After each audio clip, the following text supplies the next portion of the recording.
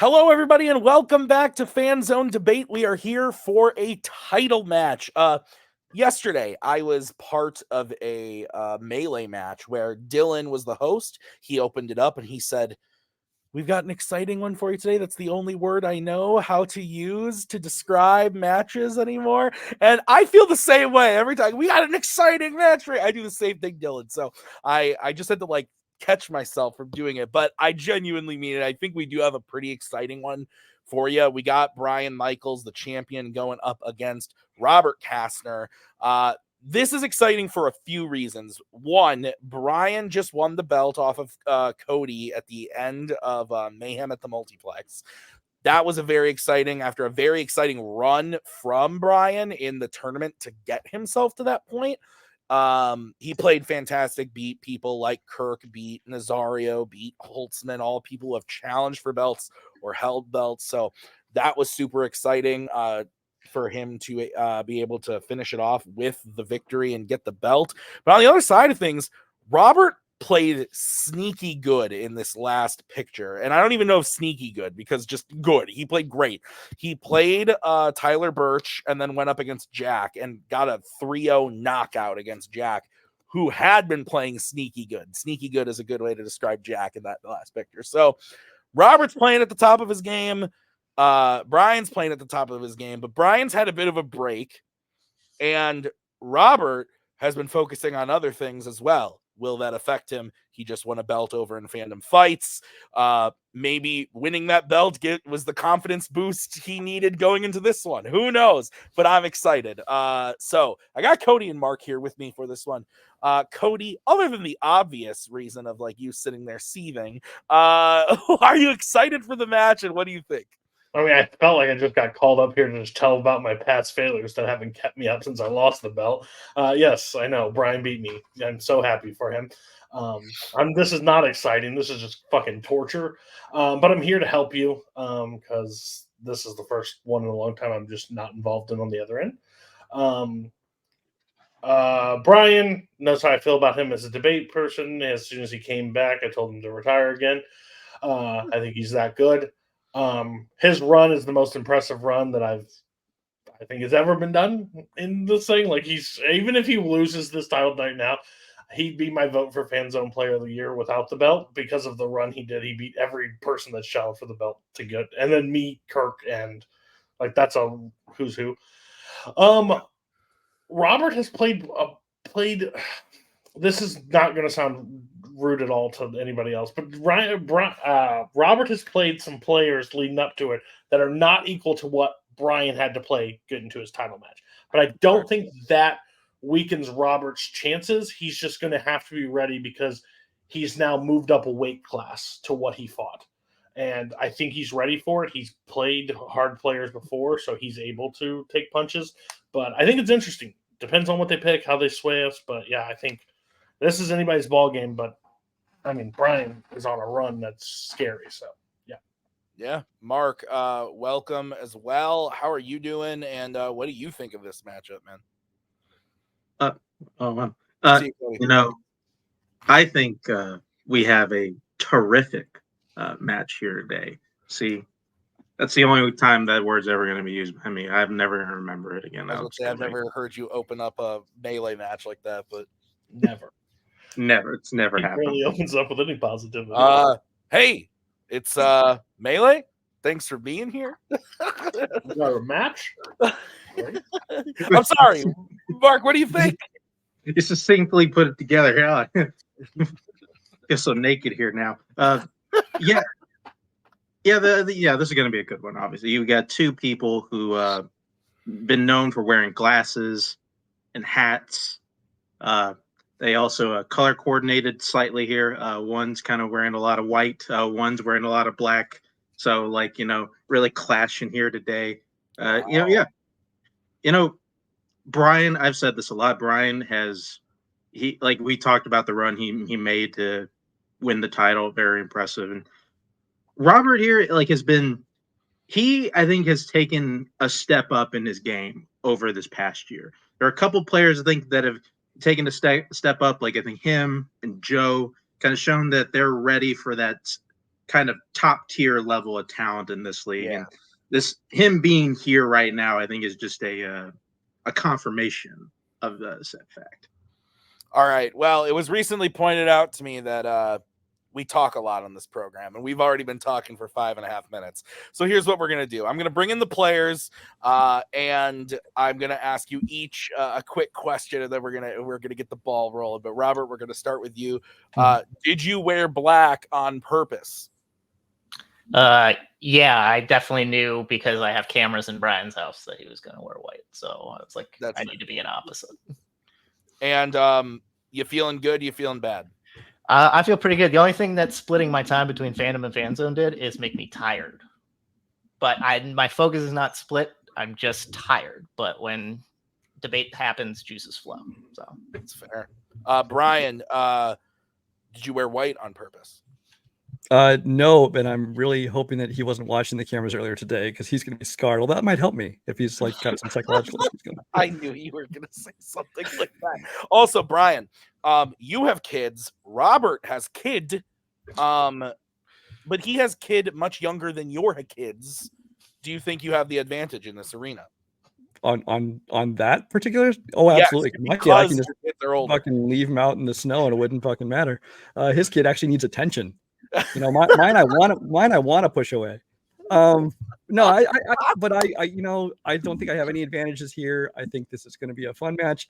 I have one goal here, and that's to not be one and done. I just want to get in one defense before I lose. I have no illusions about like beating Cody's record because, you know, knowing the potential matchups in the next couple matchups after this, if I make it past Robert, the likelihood of me getting that many defenses is nothing. But I just want one. Just want one. And you have a title. You got a Fandom title. Let me have this. That's fair. And as for Cody, I'm just hoping that his desire to see me lose is offset by his desire to want to face me again and get his win back. So that's also fair. I once said the same thing of like, let me have this one when I played Nick Twohig in debate. I was like, just let me have this. My God. So this is how it's going to work. This is a title match. So there are 5 prep questions that the players have based on categories that they drafted. They are each going to have 1 minute to open their arguments, followed by a 5-minute freeform, followed by a 1-minute closing at the end of the debate. Cody, Mark, and I will write on our handy dandy boards who we thought won the question. 2 out of 3 wins you a point, and the first person to 4 points wins the match because this is a title match. So if we need to go to the bonus round, there will be 2 bonus questions if needed. Gentlemen, any questions? Nope. No, let's stay alive. Please.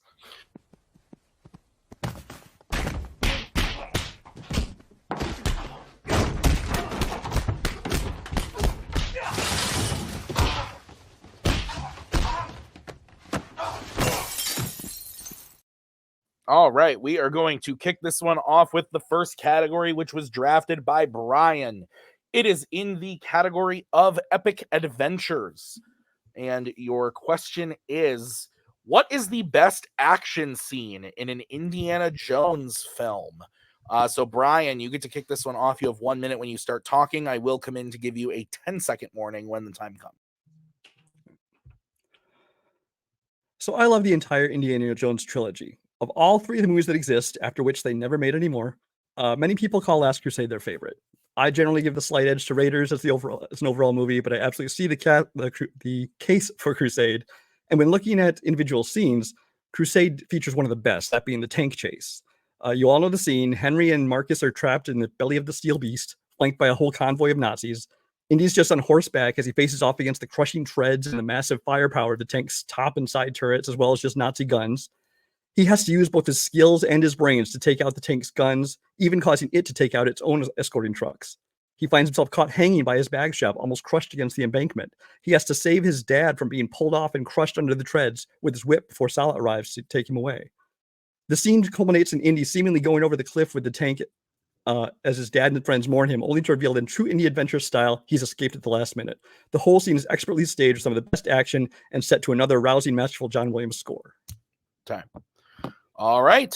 We're going to move over to Robert. Robert, you have 1 minute when you start talking. Indiana Jones movies, they contain action scenes of varying quality.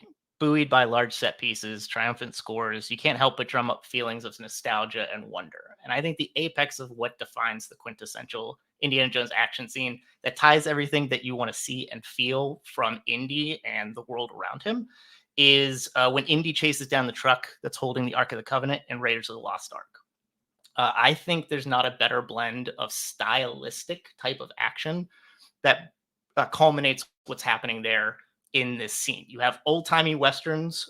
He's a cowboy on a white horse chasing down a mechanical beast. Has that westerny feel, has an action epic feel when you're looking at the far out shots of the desert. You have a wartime feel with the Nazis and the guns. And it's best because it's buoyed by everything practical and everything that holds up. And you get the best version of Harrison Ford, the most youthful version that plays into that. Time. All right, 2 excellent scenes, gentlemen. You have 5 minutes when one of you starts talking. I will throw up the 1-minute warning when the time comes. I will still come in to give you the 10-second warning at that time. If I feel like you won't shut up and you're not letting your opponent speak, I'll throw up the let your opponent talk. Don't make me do that, or I will send Nick Twohig to your house. People like him now, I guess. I don't. He's mean. He'll hurt you. Don't make me do it. 5-minute free form when one of you starts talking. So the truck chase is fun, but the tank chase, I think, takes everything that great scene did and improved upon it, cranking things up and raising the stakes. The horse versus tank is way more exciting than a horse versus a truck. Getting crushed under treads is far more intimidating and deadly than truck tires. And the more personal stakes, I think, makes a big deal because the action's more meaningful. Indy isn't just after the latest MacGuffin. Here he's fighting for the lives of his father and friend. If he fails in yours, the truck gets away. That's it. Marion's already been saved. He's just after the Ark. If he fails in mine, the lives of his father and friend are at stake. And if he fails, Hitler gets his hands on the Ark and Nazis roam over the planet. I would say that both of these are kind of mirror scenes of each other. But I would say that where you see excitement, I see a plodding, slow, cumbersome mechanical object that Indy can very easily defeat with some turns and a rock, and a well-placed rock. And I feel like in comparison to the truck, there's more kinetic energy with that. I feel like there's parts where when we're going between what's happening outside and inside, we're drawing away from what's happening with Indy, and it becomes sort of schlocky and shticky with how it is that we're reliant on Marcus and Henry Jones Sr. trying to take out the tank. It becomes kind of screwball comedy, whereas in my scene, I think, given that you have Harrison Ford at his most impactful action-wise, and given how the close quarter fighting and the practical effects bring together what's going on, I think it just elevates what's happening with the tank scene, which seems really slow. I don't think the stuff with Henry and Marcus inside the tank takes away from it. I think that it isn't an action part of the scene, but it is part of this action scene. And I think on top of everything going on outside, you have the best addition to the franchise. Sean Connery as Henry gets to be in there, and Brody inside the tank, offering both moments of levity and reminding people of the stakes. Your action scene isn't even really that much actual action. If you look at it, it's a relatively slow speed car chase there too, where much of the action is padded with just knocking over ladders and waterways. When Indy's driving, he brushes all but one of the soldiers off with just the trees around him, and he gets the cars and motorcycles off the road just by doing a little slight movements of the steering wheel to bump them off the road. Not to mention, you can visibly see a window covered with just a canvas flap between the cab and the back of the truck. Any one of the soldiers could have easily just shot him right through that hole. I mean, but they're soldiers, and they're not there to be thinkers. They're there to be action people, and they're not smart enough to realize that maybe they shouldn't go around the truck. But what I think about yours, when I think about what I want in an Indy scene, I want him to win, but I also want to see him get the shit kicked out of him as well. And he gets more of the shit kicked out of him in my scene with how it is that he fights the driver. He gets shot. He almost gets crushed underneath the truck. He has to drag along, and he has to pull himself back up. With yours, yes, he slowly goes towards a stony embankment, but for the most part, he remains pretty clean. A lot of that because he's on the horse for a lot of it. But I mean, when he's fighting all the soldiers, he's able to take out like 3 with 1 gunshot. And usually in what you would want to see in Indy going back and forth in an action scene, it doesn't hold up as much. And like I said, I think in my scene, Indy is the focal point and everything is relying on him. accomplishing what's going on. Without Henry, without Marcus, without Salah coming in and saving Henry at the end of the day, everything would be flattened for our heroes. And I think that takes away from, I want Indy to be centric indie action. And that's not what I feel like in the tank scene for a lot of the time. I think Indy is centric for a lot of it, and he does get the shit kicked out of him. He gets beat up on the outside. He almost gets crushed against that embankment. He gets his face pushed against the treads and gets all shredded up there.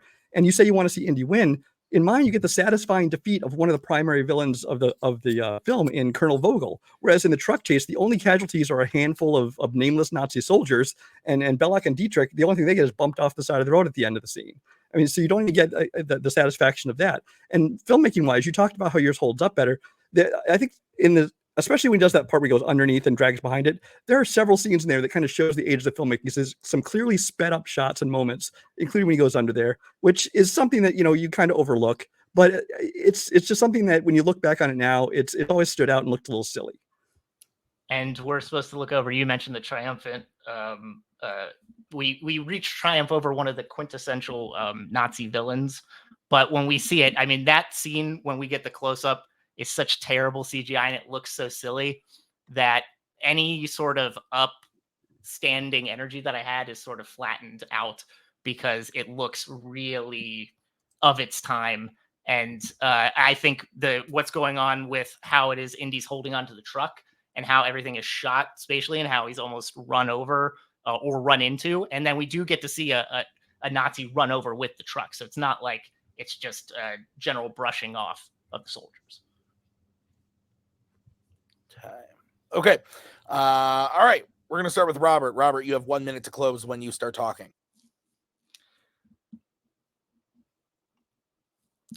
I think in the truck scene for Raiders of the Lost Ark, you don't get more of a hero-y action set piece than what's going on there with the Western, the adventure, the wartime placement, the set pieces, the practical effect, how the score places.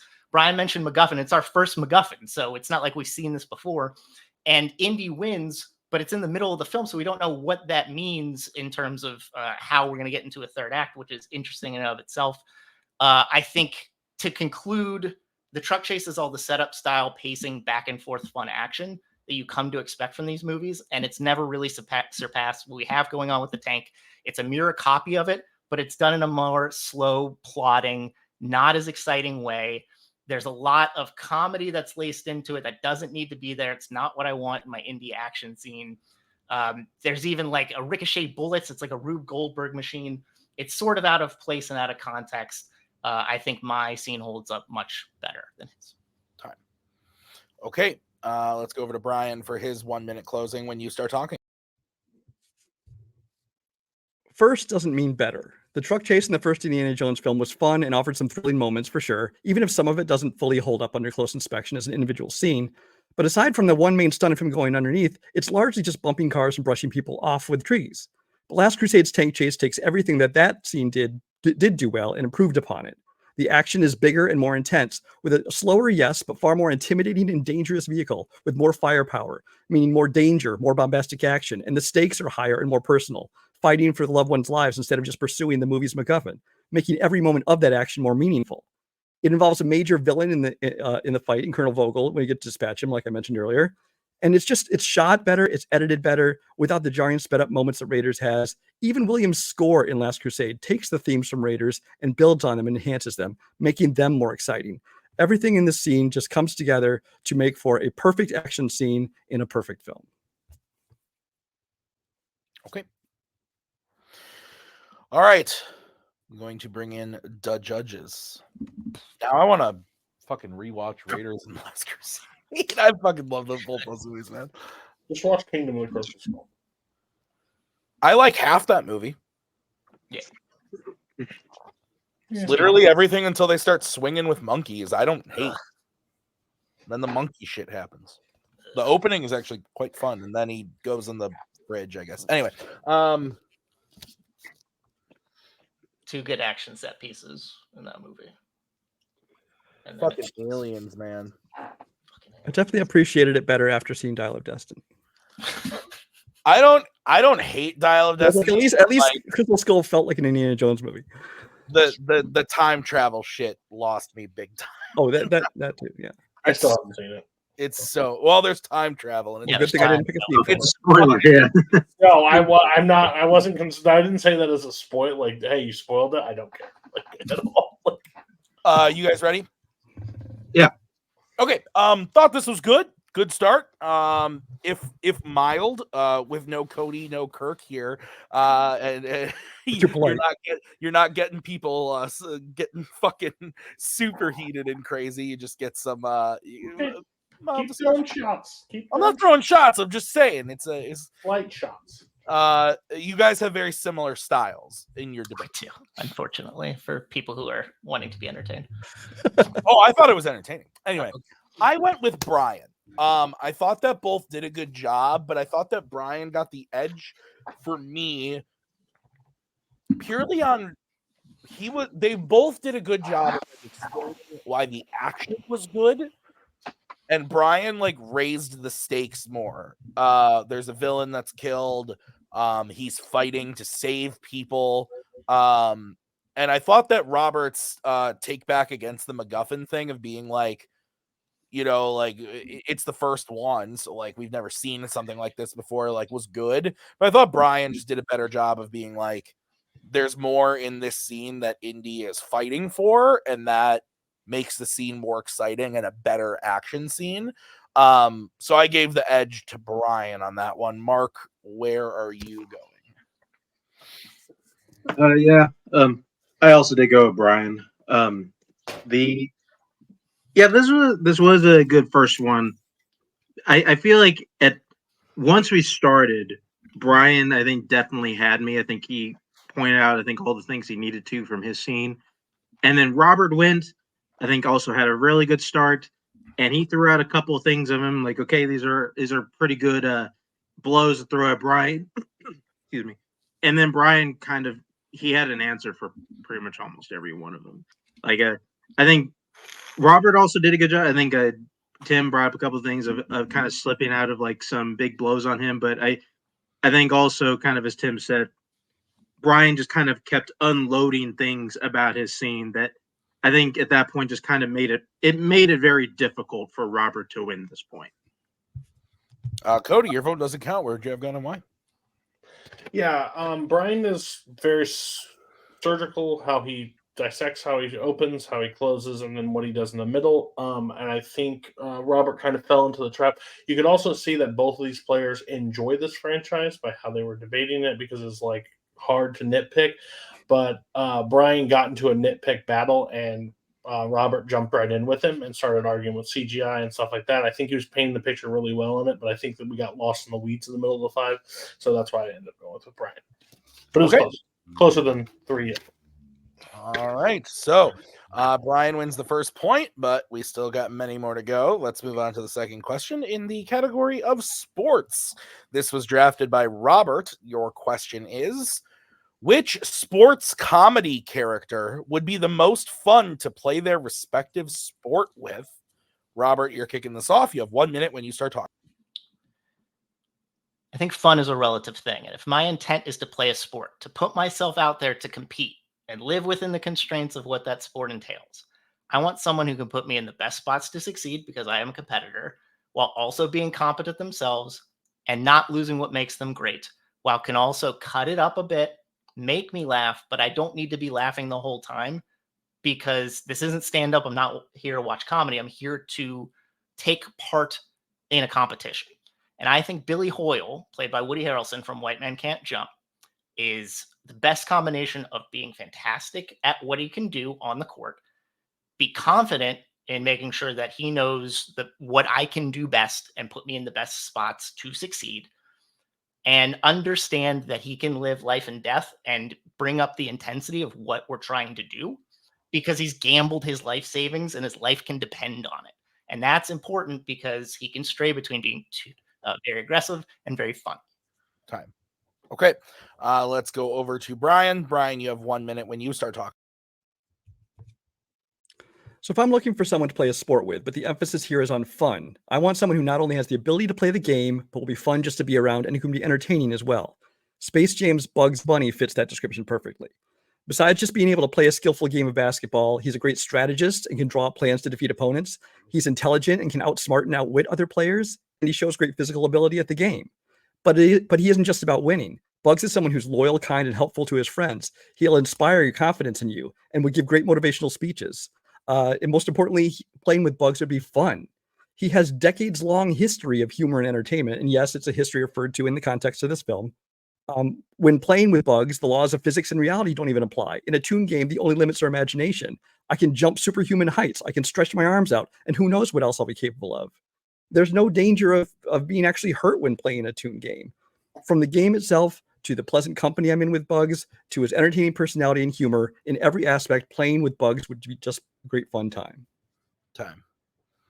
I totally forgot what you guys picked, so this is going to be interesting. 5-minute freeform when one of you starts talking. Brian, you mentioned knowledge base and skills that Bugs has. When I remember watching Space Jam, I remember him making one steal and one pass. And that was done in the context of he can do Looney Tunes things. And by the way, if this is the argument, a big part of the argument is that we're using him so that we can defy the laws of physics. Give me anybody else who I feel like can play the game up to a skill level that can help me compete. And if I'm not as well versed in that sport, can tell me what to do. Give me Lola Bunny. I can be there. Plus, I know she can hoop and she'll wreck shop. Bugs, I don't know what he can do on the court. Not necessarily. I know he can ruin the court because I've seen him pop up and destroy what's going on the ground floor of the court. I know he can make jokes. I know he can bring dangerous animals and explosives on the court, which is scary. But I don't know what he can do to put me in the best spot to succeed and to have fun. And I want to do both simultaneously. I don't know the count of the amount of baskets and things that he did in this movie, but I do know that if he made one, I believe he shot one, that's 100% of his shots he made. So there you go with that. He has ability. He can make baskets against giant monsters, things like that. But I'm not even necessarily in this game to win. It's the question is who would be the most fun to play the game with, and he's going to have fun. And Lola Bunny might be good, but she's not as entertaining as Bugs. Bugs is iconic. The problem with Billy Hoyle's a hustler. He's good at basketball, but he's someone you can't trust. You're always going to be wondering if you're actually just another mark to him. His trash talking would get old real fast. If he's your opponent, you're not going to be having fun being constantly insulted. And if he's on your team trash talking others, he's probably just pissing them off and causing trouble and conflict. In the context of the movie, he's actually the honorable hustler. It's Sidney Dean who's the one who screws him over, and they have to go and try to get the money back. So I actually trust that Billy understands sort of the nuances of a partnership, and I don't feel like he would screw me over because of that. And I mean, he's had a history of screwing people over. He hustles people on the court. But if we're playing together, I know that we've entered an agreement and a partnership. Plus, if you're on the same team. If we're on the same team, I'm doing under the context that we're playing together. So yeah, I think we're on the same team.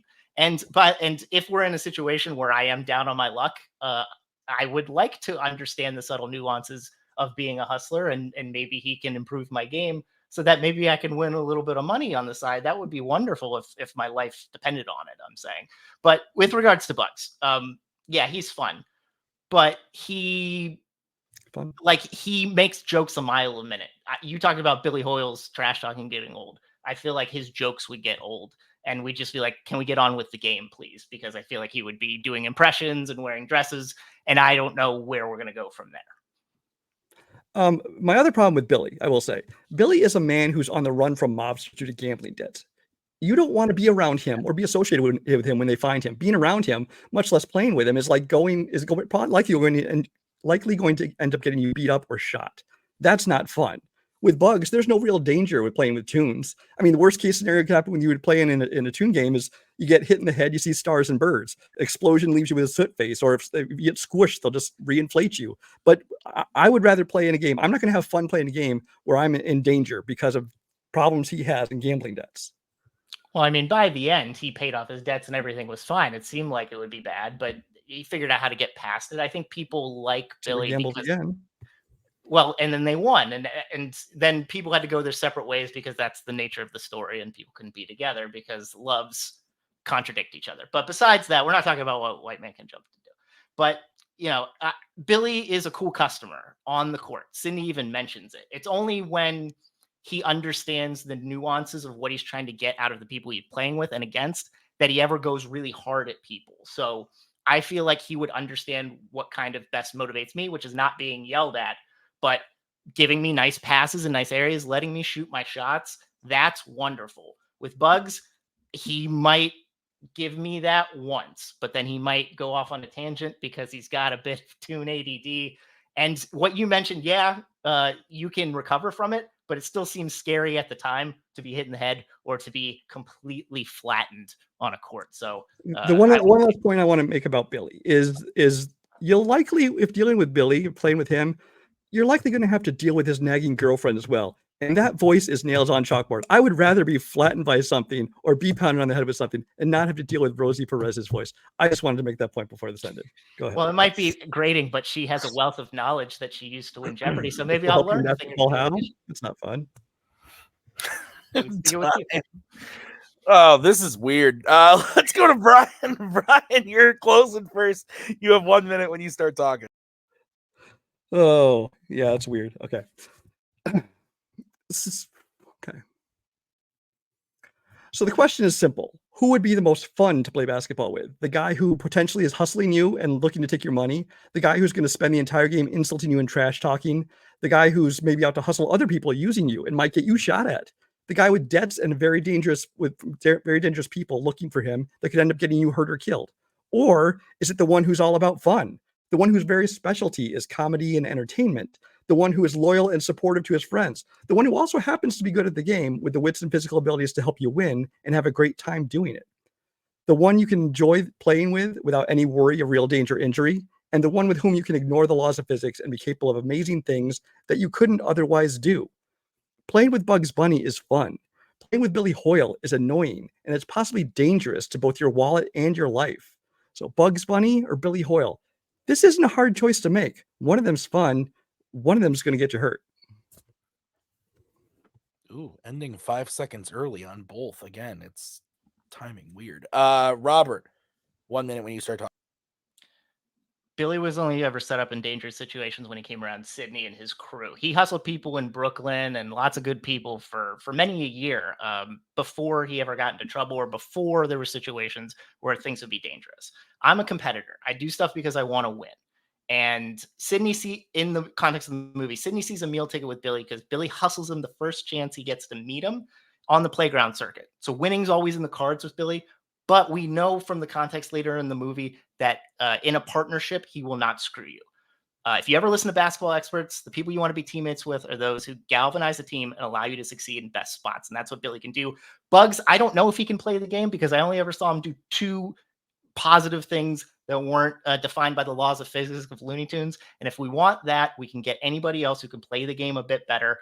I don't need to be bombarded by jokes. I don't think that's fun in the context of what I'm trying to do on playing a game. It can get annoying. It can get cumbersome, and the game will never be finished under Bugs. Boo. Time. Okay. Oh, we lost Cody. Oh, snap. All right, we've all heard all the arguments. I still have to write my answer down. It's been like 7 seconds, but for a clean cut, I did it this way. It'll be great. I'll say, "Oh no, Cody's gone." Oh hey, we're back. Anyway.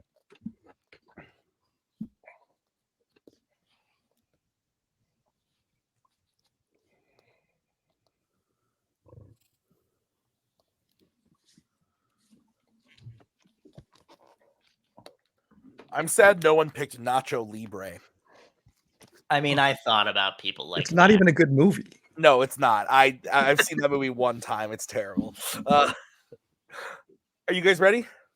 Mm-hmm. Yeah. Okay. Cody, you're kicking us off. So that was an interesting fight, and I was like, how is Robert going to combat with Bugs Bunny with fun? And he kind of swayed fun into his own way and made it like, I want to play, I want to win, I want to have a good time with who I'm playing with and all that stuff. I think Brian picked like the more obvious, like fun would be interesting to finalize physics. Robert just painted a picture, which would make Bugs one of the worst people to play with that's ever existed. Like he may have picked the worst Looney Tune after Robert did dismantling for me. I think Brian did the best he could, and I think when he picked it was a clear cut. but the amount of holes that it was able to punch into it just was too much for me. I ended up going with Robert. Okay. I'll go next. It didn't happen on the first question, but it's happening on the second. I went with Brian. I changed your last name to Fantana. It means no one gets the point. No, Brian. Brian gets the vote. So I don't know. I thought that, like I said, this was weird. And I thought that Brian did a good job of explaining to me why he would be fun. And to me, I agree with Cody that Robert did a good job of poking holes in bugs. But I thought that Brian did a better job poking holes in Woody Harrelson's character. That was for me like I've never seen White Men Can't Jump, which I've been told I need to. Only watch the original, don't watch the remake. Just saying. Yeah, I've heard the remake is terrible as well. But based on what Brian said to me, and I also don't remember shit about what Bugs Bunny did in Space Jam. Like, I don't fucking know. But I thought that Brian did a good job of painting the picture of like, guy's dangerous. The people around him are obnoxious. Like, even if Bugs isn't going to be like the player who's hitting like all these threes and stuff, like, I'm still having fun. So I gave it to Brian. Mark, your thoughts? Yeah, for this, we kind of mentioned like a bit of weird. I don't know what it is about these sports questions. Like every time like we get into these sports questions, like, oh, this will be a fun question, and then we get into the fight. It's like, okay, what is this? Like what like I mean, it's like this isn't as bad as the best athlete in a baseball movie, but you know what? I feel like we're treading the same waters. He could have picked Space Jam from the Legacy, Bug Bunny. Why not? He could have. Could have done a lot of things. Anyway, at this particular fight, yeah, I did go with Robert. I did tend to agree with. I kind of agree, kind of how Cody saw this. And I'm like, sometimes to win a point in this game, you just kind of have to construct your own argument and see if the judges buy it. And honestly, the two of us did. And like, because I feel like Robert pointed at, I think, a key thing here, that if we're playing something together, I want to win the game. And I feel like of the two people here, like he constructed the argument of one of these guys is a lot of fun to be with, and he's good, and you're probably going to win. And you know what? That's where a lot of the fun comes from winning. That's fair. All right. So Robert wins the point. We are tied up 1-1. We are going to head into the next question, which was drafted by Brian in the category of horror. The question is, what is the most thrilling Stephen King scene? So Brian, you get to kick this one off. You have 1 minute when you start talking. One of the best film adaptations of a Stephen King story is Misery. Annie is a character who seems sweet and harmless on the surface, but clearly is hiding something much more sinister and unhinged inside. And all that becomes clear in Misery's most thrilling scene, the hobbling. Paul Sheldon wakes up to find himself strapped to his bed. Annie reveals she knows he's gotten out and has been roaming the house. He fumbles to find his hidden knife, but she reveals she's already found it. She then starts to calmly and ominously tell the story of the Kimberly Diamond Mine, where to punish workers and make sure they could still work but not run away, they performed hobbling. She then places a piece of wood between his ankles and raises a sledgehammer into frame. You're thinking she wouldn't, would she? But as Paul pleads for her to stop, she takes a swing at one foot. The brief glimpse of the foot snapping is disturbing, but it's the crunching sound of the breaking bones that really gets you. Then she does the same to the other foot. The thrill is in the suspense, the buildup, the tension, wondering what she's planning, then the realization of what she's going to do, and then the execution of it. It's one constantly building crescendo that gets your heart racing, capped by a moment that you can positively feel. Time. Okay. I'm going to move over to Robert. Robert, you have 1 minute when you start talking. Stephen King material isn't necessarily designed to thrill you in as much as make you kind of squeamish from terror and everything else that's happening. So looking for something in a movie based on that kind of work to excite you and make a tense situation can be a challenge. So you have to look in occasions where you really don't know how the scene's going to play out. You get nervous energy up without being fully reliant on just making you scared. Since this isn't talking about the most horrifying or scary scene, we're talking about most thrilling. And I chose the ending pursuit of Danny by Jack Torrance in The Shining, because the context of leading up to what's happened in the movie is we know that there are ghosts working with Jack. And because of that, we don't know how it's going to play out, because we've seen we've heard of a scenario like this before playing out ominously and horribly for the family. It builds up tension and suspense, not only with how it's shot, close quarters, but also far away. The score ratchets it up and down, and we don't really know what's going to happen next as things come behind corners. It builds up that terror and suspense. Time. Okay. Gonna bring in Brian. You guys have 5 minutes when one of you starts talking. I find the Shining scene to actually be pretty kind of repetitive. I mean, but by the time you get to the maze, especially, you got Jack yelling Danny, then you see the kid running, then you see Jack hobbling behind him, and then over and over again he yells Danny. It's a rinse and repeat, and that takes up half of the scene. Although, I mean, they're never even in the same scene, in the same shot in the scene, because he's so far behind, so you don't even really feel like he's in that much danger. In the second half of your scene, Danny's actually just running back out of the maze, no longer in any danger, as Jack is already lost inside. I think the suspense is how that is shot. I think plays into kind of the thematics. What Kubrick is a master of is setting up scenes, because it feels far away, but because of how the movements are and how we look at Jack as a kind of a monster that's chasing him, it also feels kind of claustrophobic too. And it's not only that them being chased, Danny being chased by Jack, but it's also kind of the ghosts coming about and making themselves known to Wendy, and kind of chasing her. And we don't know what's going to happen to her. So it's kind of two chases at once. I kind of miss, Brian, when you talk about thrills with Paul getting hobbled, because I think of it more gruesome than anything, because the main thing that sticks out is his foot going sideways and the crunching, as you mentioned. We know Annie has a tendency to violence. She has her outbursts at the manuscript, her irritation having to go into town to get paper. So we know she is violent. We've seen what happens when he picks up the scrapbook. And she's been looking at him and observing him a lot. So the fact that she would understand and know that he's getting out and that he has a knife in place kind of makes a lot of sense. And there's a lot of foreshadowing on his legs that had been broken. So it makes sense that to keep him there, that's what she would do. So I don't really think of it as thrilling, more so as gruesome. The moment where you actually see his feet break, yes, that is a gruesome. That is the gruesome, cap to the scene. But the thing is, the misery scene is one building suspenseful, thrilling scene. I mean, you realize at that moment that Annie Wilkes played perfectly by Kathy Bates in an Oscar-winning performance. It's the scene where you realize who she is and what she's capable of. She's not just this overzealous fan. She's a full-blown psychopath. He's not just being held captive, but he's in danger of severe pain and injury. And the tone leading up to that, her calm demeanor as you go, and it builds up to that moment where you finally see her break his feet. The Shining chase had maybe potential to be thrilling, but it's constantly interrupted by unnecessary cutaways to Olive Oil flailing her way through the house, seeing things that have no effect on the plot. The chase is happening here. She's walking around the house. Her part in the story is essentially already over. Like the bloody elevator is creepy imagery, but it serves no purpose other than to look creepy and interrupt the flow of the chase. So that's the case where it's not thrilling. It's just creepy. Like you were talking about how it's more creepy. And don't get me started about randomly watching some furry blowing a guy in the bedroom. I mean, I don't think of that as thrilling. I think of that as out of place. I don't want to judge.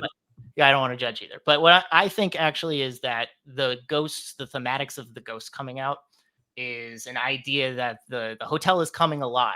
So we don't really know how that's going to play into if the Wendy and Danny actually have a chance to get away. Because it's not only Jack who is unrelenting and undespaired with what's happening in terms of what he's been tasked to do, but it's also how all these ghosts are seemingly coming about, and it's getting stronger and the energy is getting stronger. So we don't know how that's going to play into Danny and Jack's chase, and if Wendy can even get out by the end, up until the point when we get to the end. When I think about thrilling scenes in Misery, I can think of a few others that ratchet up the tension more than what's happening with Paul just kind of being stuck in bed and her crushing his feet. I think about when he's outside the room and he knows she's coming back and he has to drag himself back without leaving any evidence that he did, even though he did. I think of when Buster comes to investigate and we don't know what's going to happen. Everything is tense filled. They're coming back and forth. It's a chess match. and then it ends with him being shot. And then the final fight scene, you have a woman who's been caring for this guy all the time, and you have a guy who's been injured. We don't know how that's really going to play out in the end. I find those much more thrilling because I don't know what's going to happen. I felt like I always knew what was going to happen in the No, Hobbit. you knew what was going to happen. If you told me the first time you saw that movie, you knew what was going to happen with her hobbling him, then you had already heard about the movie beforehand, because that came as a surprise to anybody watched that the first time. You might know what she's capable of. And yes, in my scene is the scene where you realize what she's capable of, where you see kind of what's behind her. She's had these verbal outbursts, but this is the first time where she's acted out on him. We already know that she knows everything. He knows about her secrets, and she knows that he knows now. And so the anticipation of what's going to happen, what she's going to do, is a big deal. I'm not going to get anything more in. Yeah, I couldn't fit another thought in 3 seconds. I didn't want it. Yeah, that's fair. That's fine. You're not like Nazario, who you just right until I say shut up. Okay. I already talked too fast as it is. So we are going to go to Robert first on this one. Robert, you close first. You have 1 minute when you start talking. I think when it comes to Brian's scene, he mentions a lot of the acting, the suspense, the build-up. But I think the scene in The Shining has all of those things ratcheted up to a different level. I think we knew what Annie was capable of with how it is she spills soup on him, with how she drops the paper on his lap, with her ominous tones throughout leading up to that point. So I don't think the idea of the hobbling is very suspenseful. And again, there's a lot of foreshadowing with his legs. We see a lot of shots of his legs. We know that she is a fan of him, which she doesn't want to hurt him, but she wants to keep him there. So with my scene, you got this euphony of committed acting, expert shots and set design, tense score, and harrowing imagery that establishes this exhilarating cat and mouse game between Danny and his father, between Wendy and the ghosts of the hotel. You don't traditionally get from other Stephen King's works. When Dick Halloran comes in and he gets killed from behind, we didn't know that was going to happen. We didn't know what effect it would have on Danny and everybody else, and it sets this off in motion. We don't know what's going to happen. It makes it tense. That's why it's most thrilling. Okay, we're going to go over to Brian. Brian, you have 1 minute when you start talking. Well, in The Shining, we definitely already know what Jack's capable of long before your finale as well, so that doesn't really work. The hobbling scene in Misery is the epitome of thrilling and suspenseful. It's an uninterrupted, slow, ominous buildup full of emotion and anticipation of what she's going to do. It's the scene you fully realize how dangerous this character is. You experience the fear along with Paul. You experience his realization of what is about to happen and his helplessness to stop it. You experience his pain as she destroys one foot, then the other. The thrill is in anticipating, then seeing, hearing, and feeling every moment of that scene. I like The Shining, and that final chase makes a fine ending to the movie, but it's not thrilling. Certainly not the most thrilling scene in that movie, much less all Stephen King stories. It's a scene where Danny is being chased, though never close enough to be in real danger. Cross-cut with pointless random shots from inside the house and culminating in nothing. Danny walks back out of the maze, and Jack's left wandering inside it, having never even found Danny. Nothing actually happens to thrill you. Misery is more thrilling in 1.5 minute scene than The Shining manages to be in that whole 10-minute plus section. Time. Okay.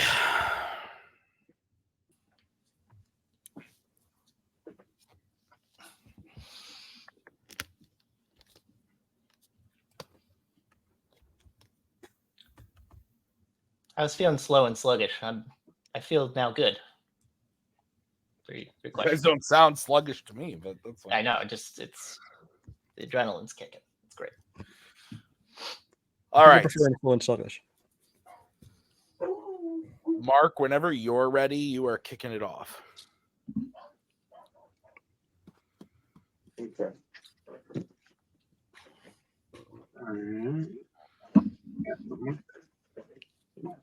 All right. All right. Yeah. This is yeah, I like this one. Honestly, when I first saw the question about this, we're gonna get a pretty interesting fight here, and we did. I think I ended up going with Brian here, and I think for me, I think Brian, did a good job of kind of poking at Robert's scene a lot, and kind of showing how even though I think kind of Robert tried to make the argument that mine's really thrilling because of all this stuff, and I think Brian kind of picked apart like the scene to an extent to where like, well, your scene kind of has this, and it all kind of affects the flow of what's happening in the scene. And I feel like at the end of the day, he kind of like made Robert's scene feel lesser because it's packed with all this stuff. And at the end of the day, Brian's scene is this tight sequence that just kind of builds and has a big conclusion to it. And I feel like he did a good job of at least kind of taking apart Robert's scene that way and also kind of building up his and kind of making it tough for, I think, Robert to kind of land shots on it. All right, Cody.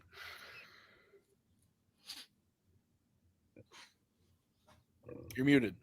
Yep. So, I thought this was interesting. When I heard the question, I thought of Misery instantly. Not the scene I would have picked for Brian, but I think they both picked really good scenes. But I think Thrilling is hard to come up with. Like, it was like they were trying to, how thrilling is thrilling and what does it have to do and what it entails. I think Brian painted the picture of why it was thrilling. I honestly think, like, inadvertently, Robert helped Brian's argument as it went, as like showing the scenes of anger, showing the shots of the legs, like that just builds more towards what the outcome is.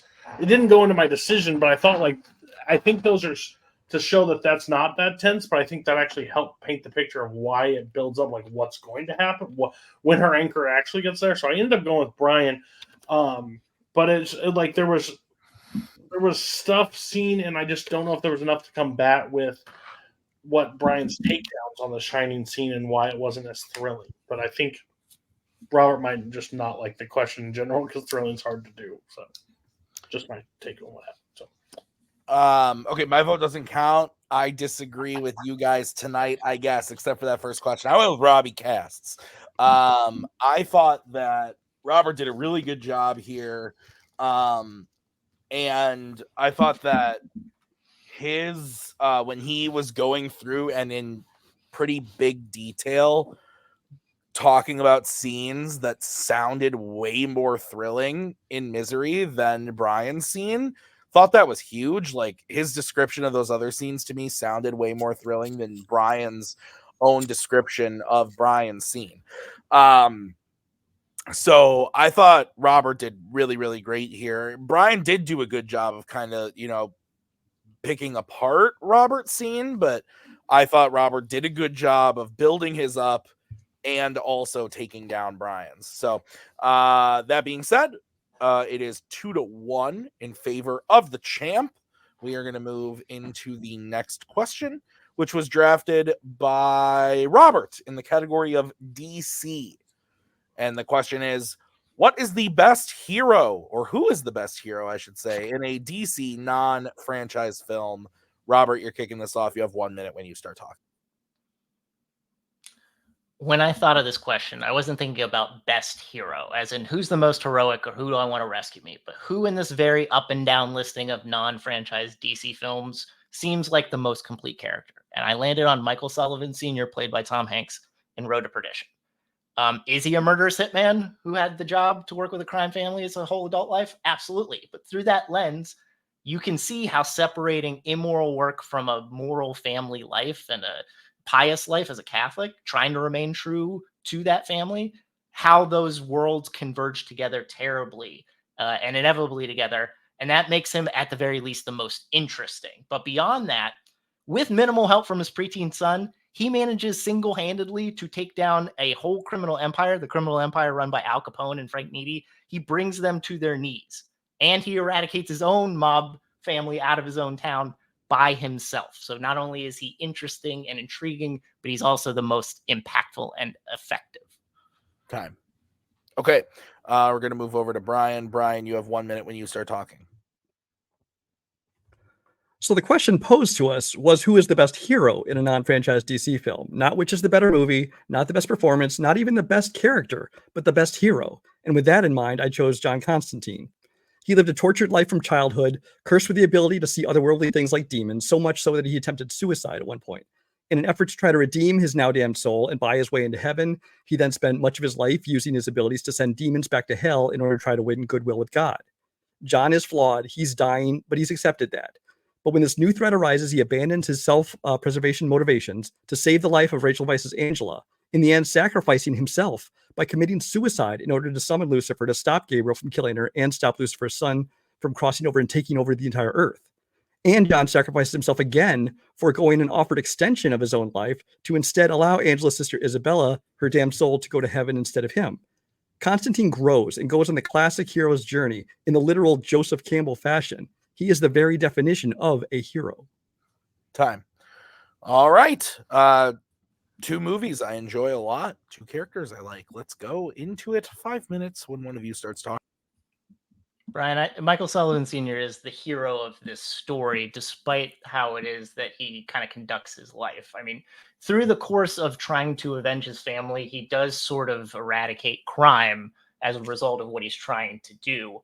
And he also takes care of his son, who up to that point, he had really no connection with. So we get to see him evolve sort of as a father. And he gives money to the people who help him convalesce, the people in the farm. So he does a lot of things for other people, even if it isn't the best things. The whole main point of what Constantine does, even when he's dealing with what's going on with Angela, is trying to buy his way back into heaven. Everything is involved with his own self-interest. And when he wasn't trying to be self-interested, he tried to kill himself. So he can be a hero, but for a lot of it, he's kind of just an asshole who's looking out for number one.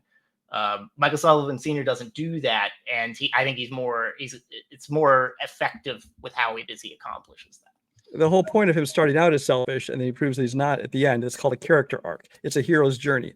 You said yourself in your opening that you didn't think about it as a hero. You said you think about who's the most complete character, who's the most interesting. You're talking about your protagonist as a character, not as a hero, which is the question here. Yes, he took out an entire crime family, but not for any kind of good motivations. He has lived a life of murder and crime, not for revenge or self-defense, but just for financial gain. And he's never regretted or rethought any of his life choices of crime or murder. He only stopped because his boss turned on him. He basically was fired with a death sentence. Otherwise, he would have kept going. Everything he does is basically just, he is all about self-preservation.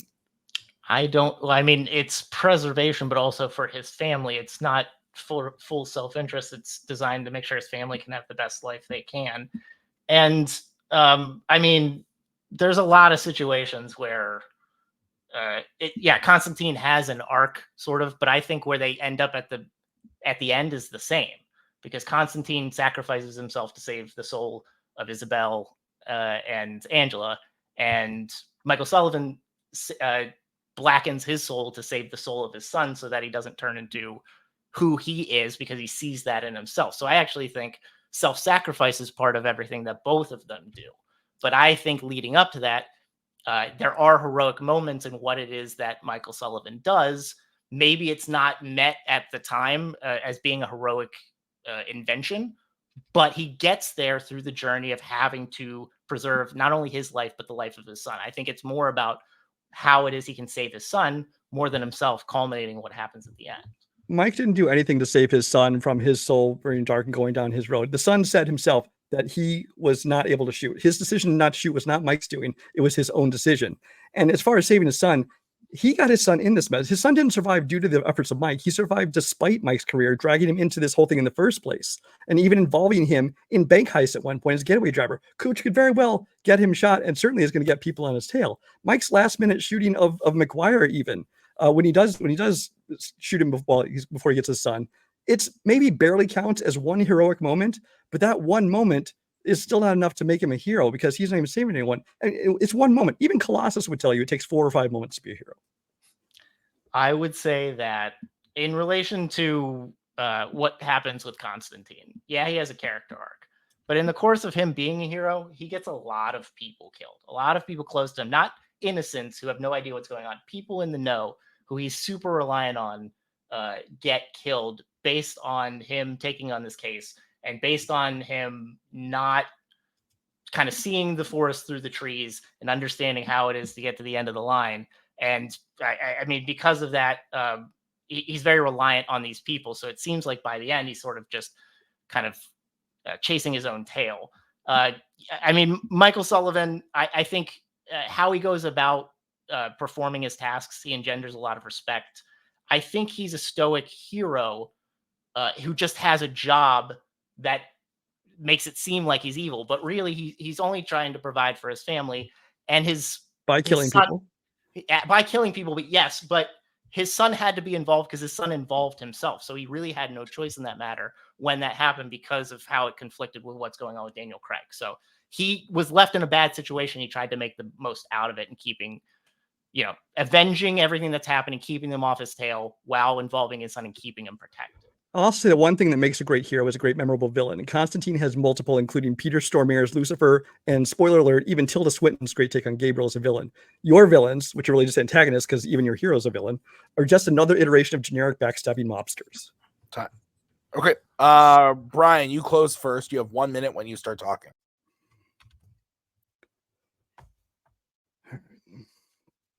Michael Sullivan is an interesting protagonist in a good movie, but a head-scratching pick for the category of hero, which is what the question was. Of the two characters, John Constantine is by far the more interesting, but more importantly, for this conversation, he's the best hero in the very literal sense, the only actual hero in this conversation. Michael Sullivan spent his life murdering people and engaging in a life that jeopardized his own family, ultimately getting his wife and son and sister-in-law killed. He never even expresses any regret for these past life choices, but rather only when his own life is in danger does he fight back against his former crime family. Constantine never killed anyone but demons. He started out with selfish motivations, but then grew and became a hero, selflessly using his abilities to save people and the whole world, willing to sacrifice himself more than once for the good of others. Even God recognized Constantine's heroic sacrifice and chose to allow him entry into heaven instead of letting his soul be damned to hell. Road to Perdition's own epilogue has Michael Jr. saying that whenever people ask him if Michael Sullivan was a good man, he just tells them, "He was my father." If even Michael Sullivan's own son can't bring himself to call his father good, how can he be a hero? Time. Okay, we're going to go over to to Robert. Robert, you have 1 minute when you start talking. I think good is a relative term built in the context of what's happening in the story. Michael Sullivan paints his portrayal, what happens with Tom Hanks, is best amongst what's happened in DC films. He's very human. He does everything for his family. He's stoic. People understand his motivations. Even if he has a bad job, he's very moral and pious with how it is he goes about protecting himself. But it's not really about himself. It's about protecting his son and his innocence, which he's able to do by the end.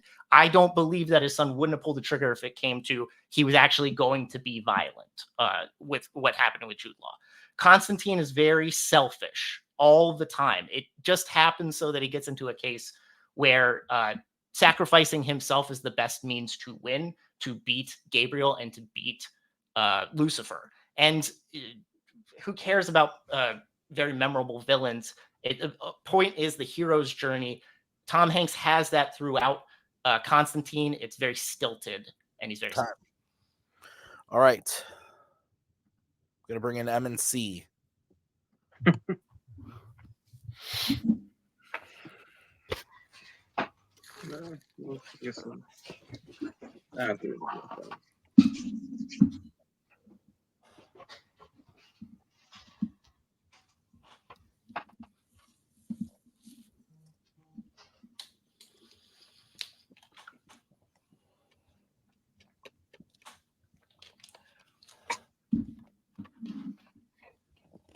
So, how's everybody doing? I'll do better if my name's on your board. Probably is. All right. I'm ready. Are you guys ready? Yeah, you're the slow one. I was writing a long joke answer. Right. I went with Brian the MacGuffin Michaels. And here's why. I thought that Brian did a really good job in this fight of hammering in the question. And I thought that Robert pivoted a little bit. He kind of started out contextualizing the question maybe just a little bit differently than Brian did. And then when Brian kind of called him on it, I think Robert pivoted pretty successfully. But I thought overall Brian just gave me more on why Constantine was a better hero in his movie than Michael was in his. But this was close and weird in the sense that, like, they both picked characters who have flaws and both do things that are bad and both do things that are good. And I thought that Brian just had the slight edge on this one. So, Mark, where are you voting? Yeah, it is interesting when I feel like both competitors actually pick choices in which I think they both of these choices I think kind of lean their chins out, like kind of like for the other guy to hit a little bit. Because Robert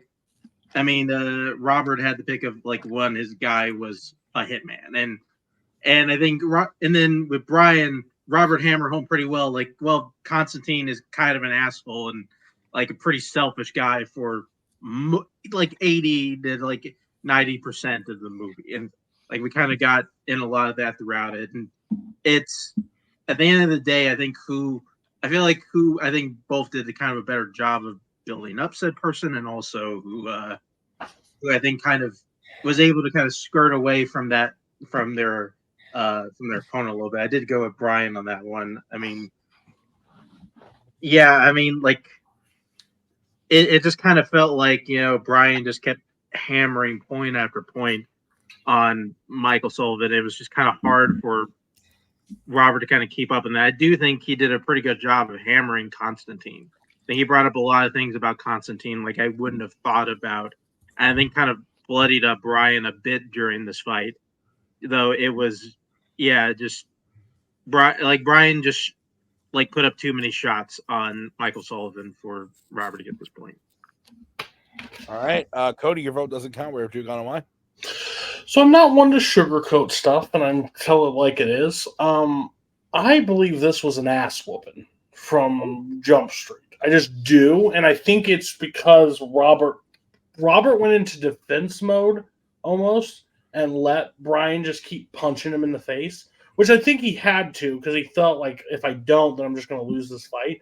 But he said, question, your own son thinks he's a scumbag. And you're like, well, he's protecting his man. I don't give a shit. He's killing people. His own people, mob. Like, it was just like, and I think every fighter that's ever played in this league has one of these rounds that is just like, can the 5 minutes be up already? Like, it's just bad for me.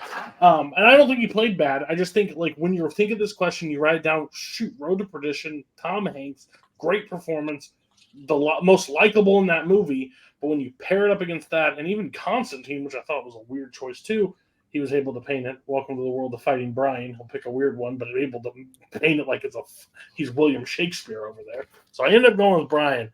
But I think it was just hard for. It was Brian's version when he picked Jojo Rabbit against Cam, and it was like you picked a Nazi. Like there was just no way to shake it, and he just kept coming back to him. He's like, but if you take away the Nazi, he's actually a really funny kid. Don't care, Nazi. So it's a bad deal. So yeah. All right. That means that Brian gets another point. It is 3-1, which means that Robert needs to hit this final question, prep question, in order to send it to the bonus. So your question is in the category of actors and actresses, and your question is, what is the best acting performance from Samuel L. Jackson that is not in a Tarantino film and not a Fandom film? Brian, you are kicking it off. You get 1 minute when you start talking. Samuel L. Jackson is known for playing a lot of bombastic, over-the-top characters. He may just be one of the best at that, but he doesn't get enough credit for his dramatic talents in portraying more subdued, down-to-earth roles as well. The best example of this is his turn as Carl Lee Haley in 1996 as A Time to Kill. Carl Lee is a man whose daughter was abducted, raped, beaten, and left for dead by two rednecks. He is grief-stricken upon seeing her, and soon thereafter turns to desperation and anger. Fearing they would be acquitted in racist Mississippi, he took the law into his own hands and shot and killed them, also accidentally injuring a deputy in the process. But it's now Carl Lee who would stand trial for murder. Jackson truly inhabits this role and shows the full range of his talent. He effectively portrays what any father would feel and want to do if this happened to their daughter. Over the course of the film, he conveys everything from pain to anguish, anger, desperation, guilt, grief, acceptance, and even joy in the end. Samuel L. Jackson is truly one of the best actors around, and there's no better example of his pure talent and range than in A Time to Kill. Okay. We're going to move over to Robert. Robert, you have 1 minute when you start talking. I think when you look at the filmography of Samuel L. Jackson, you see characters that are carbon copies of each other, mannerisms, attitude, how they're cool, and while played convincingly, they don't feel lived in. There's this barrier to connect on a human level because they seem so grandiose. So when he gets a chance to subvert expectations, he can play beyond himself and that caricature of himself and be enticing. And I think that's best portrayed as Mr. Glass from Unbreakable. You have a role where Samuel L. Jackson gets to play in two sandboxes he doesn't usually get to inhabit, where he gets to be pitiful and powerless and where he gets to manipulate beyond a veiled facade. Usually everything is within your face, but it's the subtlety of Elijah Price and how it is he's constantly moving the chess pieces around while having this sense of how it is that I can get through these things, but beneath it, there's a sense of cool confidence that only comes about when he wants you to see it. So you're seeing something, there's a whole other layer behind that, and that's why I think it's the best portrayal in this context. All right, two excellent films and excellent characters, performances. I'm excited. 5-minute freeform when one of you starts talking. In scene after scene in Time to Kill, he gets to show what he can do. He shows the panic when he first hears the attack, the anguish when he arrives home and sees his daughter, the guilt he feels when his daughter tells him that she kept calling for him and didn't answer, the grief when he finds out she can never have children. Then, of course, the anger and rage and the crescendo of his testimony when he screams out, yes, they deserve to die, and I hope they burn in hell. And the instant regret he shows when he realizes what he's just said in court. But it's not just the dialogue. It's the small moments like his reactions watching testimonies of other people and his smirks in the final shot when he realizes he could be friends maybe with Jake in the future. It's just the subtle intelligence that he shows. And from the big moments to the small moments, this movie lets him show everything that Samuel L. Jackson can do. You mentioned the intelligence, and we're set up through the majority of the Time to Kill to make believe that despite what's happening as an impending doom scenario, that he can maintain his composure and to the point where a credible defense, he's pushing that along himself, even helping Jake along. But it takes less than 1 minute of pressure from the DA before he starts screaming that admission of guilt. And that's all I think about when I think of A Time to Kill. That's the memification of what happens through that movie. And to the point where, because he's so pushed aside, because we're focusing more on how the white people consider the racism, he only really plays two levels at two polar positions. It's very quiet sitting in jail as things happen outside of his context, and that screaming scene. So I don't see all the different mannerisms and all the different things, displays of emotion that you're discussing, because it's all boiled down to that, because we don't get a lot of time with him. The things you're talking about, like how it just takes the 1 minute or whatever of examination before he has that outburst. These are not performance issues. Those are plot issues. Those are writing issues that did that. Same thing when you're talking about how the things with Samuel L. Jackson and Mr. Glass. You're talking about character issues of what he's thinking behind the scenes. But Mr. Glass is a very interesting character. Jackson's not allowed to give a great performance. Shyamalan has a bad habit of directing his actors to play roles very bland and one note, and Mr. Glass is no different. It's very flat. It's very monotone.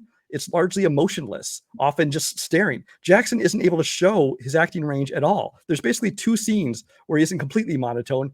One when he falls down the stairs, which he kind of overacts the pain, and the final shot where you're supposed to feel some emotion, but even with the fake tears on his face, it's played very flat. I have no doubt it was by Shyamalan's direction, because we know Samuel Jackson can act better than that.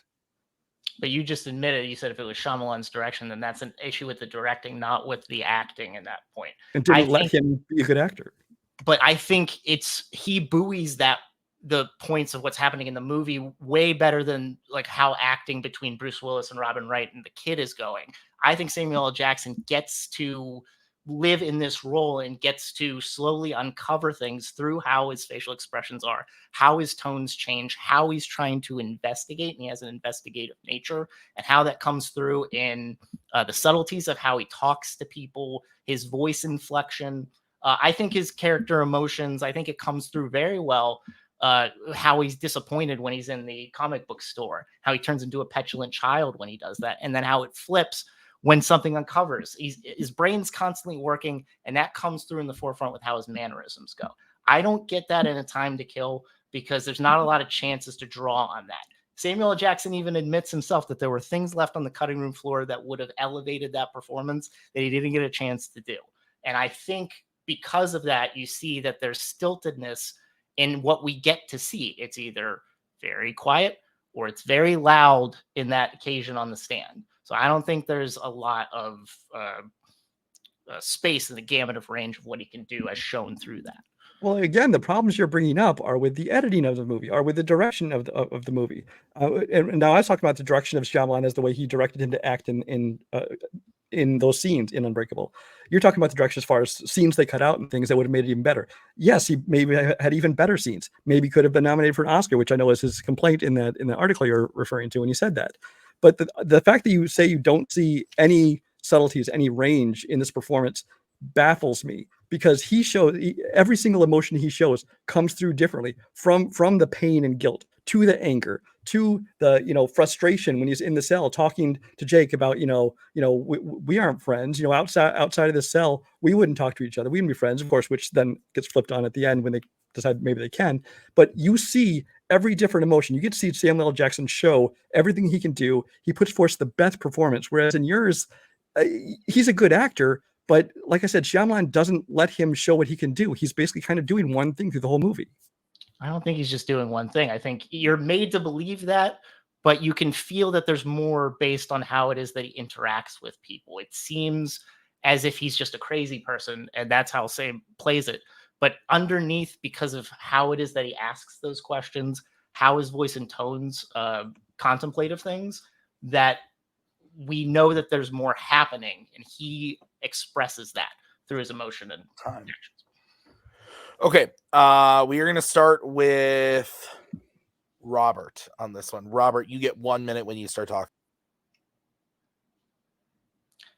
Mr. Glass in Unbreakable is the role I never thought Samuel L. Jackson could really manage. And given the pool of eligible movies, I think it stands above everything that's in his usual repertoire, because it's very quiet, and it's very much pitiful as it comes through in his intonation, in his actions, in his mannerisms. Everything feels calculated, but you feel like everything hinges on him being able to investigate and find a superhero in this world. And if it doesn't, he turns petulant, he turns emotional, everything turns on its head.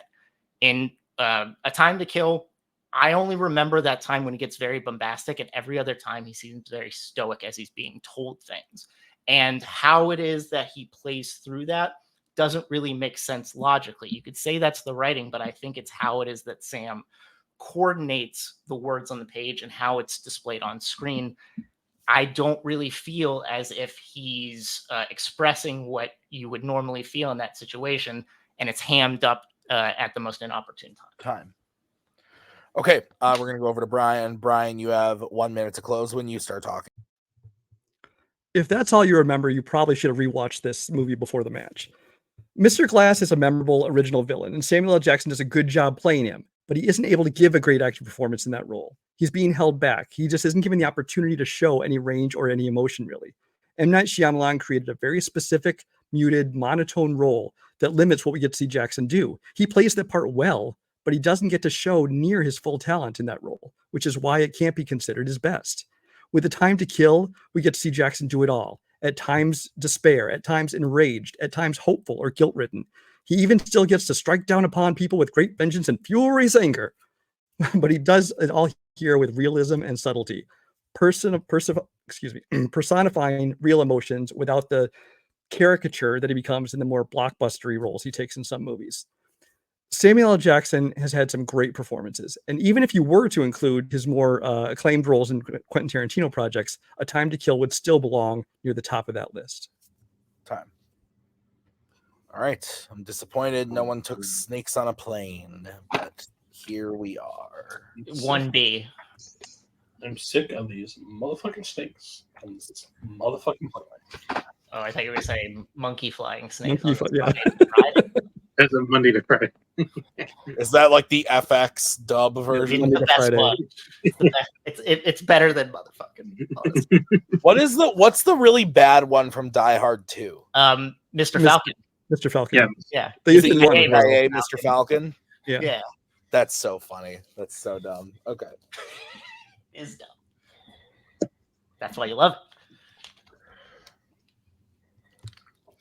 I mean, I've never seen that version. I've just heard of it. I was the fourth child. My parents gave up trying to control what I was able to watch. Tim trying to watch a show. Well, that was only on TV versions, and I'm sure you could watch it on DVD or streaming or whatever. Yeah, exactly. Yeah, streaming wasn't really a thing. Only us old folks know this shit. I didn't have rewind my tapes. I did have the original Die Hard on VHS. I did have that and True Lies on VHS. 2 tapes for Titanic. Titanic and True Lies and Die Hard were like mainstays in my house on VHS. Okay. I believe Cody is kicking us off. Okay. So, best acting performance in a Jackson movie that's not Tarantino and Fandom. Limited Options did a great job picking both of the stuff. Like 150 movies. I know, but when you take out all those performances, the best are not there. You guys did a really good job picking it. I thought this was an interesting fight. I think you guys tried to fight it 2 different ways. I don't take, if this is best versatile performance, Brian makes a lot of cases, but I didn't really matter a whole lot for me is if you're acting in the one role and you're doing the thing, but it's the best version of that thing. I don't really care if you don't make sad, happy thing, because one of those could not add up to the other. So best acting performance overall, that one didn't really work for me, so I had to dumb it down to give me what it was. I agree Robert was focusing a little bit on the technical side. I think you pointed it out, which I think was a downside because he kind of pivoted and switched it up on that. You should have just let him keep hammering that because I think that was the hole he needed for you to win. So I ended up going with Robert because I just think it was like too much of the thing. But I think you showed most versatile, but I don't know if that has to be a part of best acting performance to be the best actor. But you do. I don't think you've seen The Time to Kill at times too, because the stuff you were saying was weird. But he's very versatile. I don't know, but I've seen it. I've seen A Time to Kill. Okay, then you just bullshitted, and I liked it. So, okay, I'll go next. I thought this was interesting. I've seen both these movies. It's been a long time since I've seen either of them. I enjoy both of them. Unbreakable's probably my favorite film from M. Night Shyamalan Ding Dong. I went with Roberto as well. And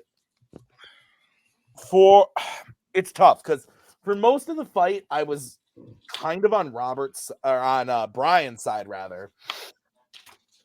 But I thought I thought Cody was right. I thought Robert pivoted at a certain point and did a really good job of telling us why Mr. Glass doesn't need all of these like crazy outburst varied moments in the same way that Time to Kill does. It was close for me. I thought Brian painted the picture perfectly that Time to Kill is a tragic performance, a really good performance, has like a scene stealing type of moment. But I thought Robert by the end was able to give me why the whole performance overall in Glass was, or in as Glass in the better movie, not fucking Glass. Unbreakable was better. Glass fucking sucks. Never Glass. It's Anya Taylor-Joy's in it, but it fucking sucks, which is too bad. Mark, your vote doesn't count. Where would you have gone and why? Well, first of all, I think the best villain in the Shyamalan movie is the plants. Yeah, I was gonna say. Fucking kill me. Shut up. And the most frightening of all his villains by far. I do agree with the panel, though. I did go with old Bobby C. Yeah, I think at the end of the day, I think I was won over more by the subtlety of one performance than kind of the whole big show of one performance. I think kind of Robert did a good job poking enough holes into that, and also kind of propping up his in kind of with at least that thought in mind. All right.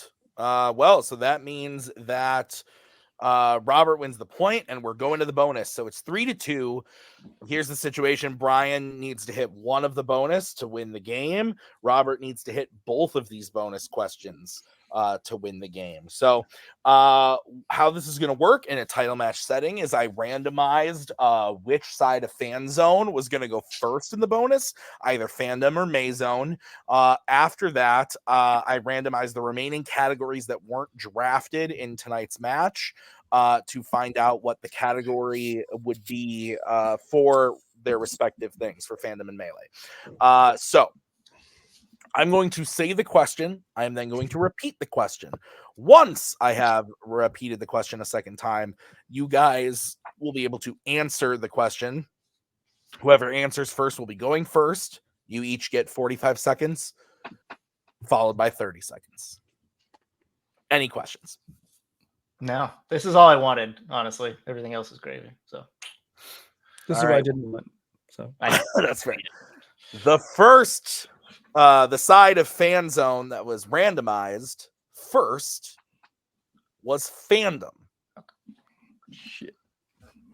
And the category that was randomized was the Wizarding World. Double shit. I knew you would say that. Your question is, Tim rigged it. no, the randomizer does what the randomizer does. I would not put that evil out there. He does not.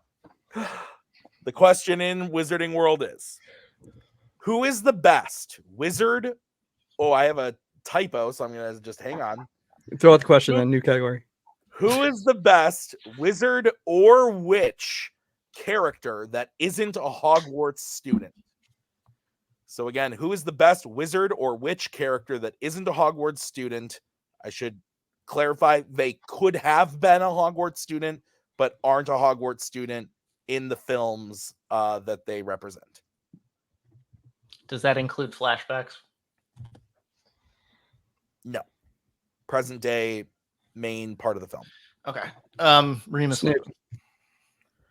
I heard Robert first say Remus Lupin, and then I heard Brian shortly after say Snape. Does everyone agrees there? I think it was same time almost. I think Snape came out first on my end, but yeah, if the players agree, I think that's fair. Mark, your thoughts, or should we go to the tape? You're muted. Learn how to use your stuff. I heard Remus Lupin first. Okay. So All right, so then we'll go with that. So here's what's going to happen. I'm going to take Cody. I'm going to take Mark off screen. I'm going to stay on screen to give you guys your 10-second warnings. Robert, you said Remus Lupin first. So you have 45 seconds on the clock to answer the question, who is the best wizard or witch character that isn't a Hogwarts student, when you start talking.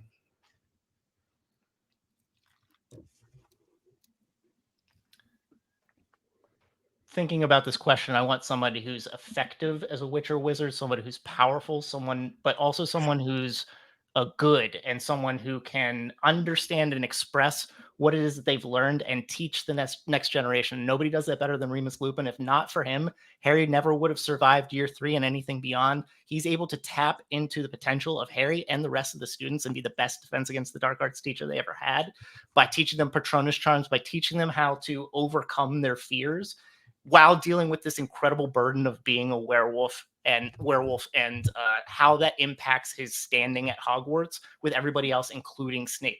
He's benevolent, but he's also dark. He's got so many sides to him that makes him the best witch or wizard. Time. All right, Brian, 45 seconds whenever you're ready. So I want to know who's the best wizard or witch character who wasn't a Hogwarts student. And I think that the one who's the best character, who happens to also be a wizard, is the teacher in Professor Severus Snape. Snape is the guy who, from the very first films, you assume is the antagonist. You assume he's a villain because of his very demeanor. He's played excellently by Alan Rickman, where you can kind of almost feel like evil oozing off of him. And he makes a great foil to Harry Potter. He makes this great teacher who's intimidating to these students. But then as the movies go on, you realize there's something more to him. There's something else under the surface. And you've ultimately learned his true motivations for what he's really doing, that he's really trying to protect Harry, that he knew their parents, and that he was in love with his mother. And all these things, these layers of things you learn about Severus Snape just make you appreciate him that much more as a character, because it makes you look back on everything you saw before that and reevaluate it and realize that this person you thought he was at the beginning isn't the person he truly was. He was sacrificing his own image to help. Time. Robert, 30 seconds. I don't think you can care about the layers of Snape because for 99.9% of it, he's just an asshole who's torturing his students. And you don't really get that till after he dies because of a big reveal. It doesn't really have to do with Snape per se. It's how it is expressed out through what's going on in the Pensieve. Remus Lupin, he's grounded, he's dark, he's brooding, but he's also light and cheerful. And he tries to get all of that while being a powerful and wonderful teacher and a powerful member of Dumbledore's army and the bit against what's going on with Voldemort. He's everything that you want in a witch and wizard, and better than Brian, 30 seconds.